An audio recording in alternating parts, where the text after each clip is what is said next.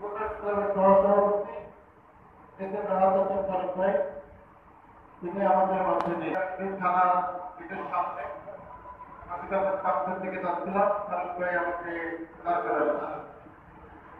ফারুক ভাই দাঁড় করিয়ে আমাকে বলল, কই যাও?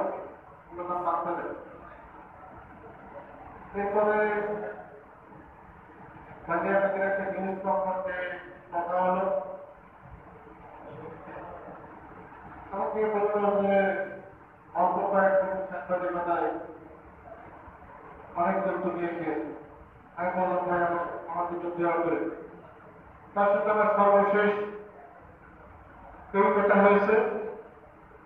আসলে লোকজন তো এখানে বেশি নাই, সংবাদপত্র বেশি নাই, সঞ্চালকের কাছ থেকে একটু সময় চেয়ে নিচ্ছি।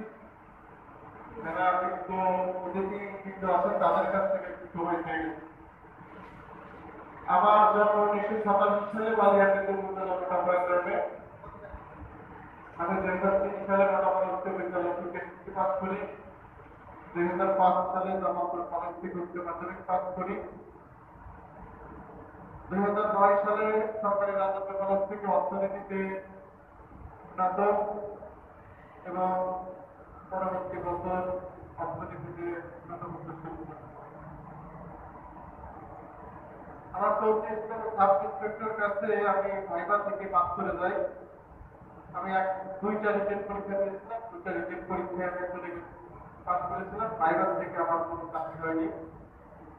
এরপরে আমার বাবা কৃষি কর্মকর্তা ছিলেন, আমার দোল করে আমার বিয়ে যায়। বিয়ে দেওয়ার পরে বেকার, তখন পানিয়া নদীতে আসা যাওয়া শুরু করি।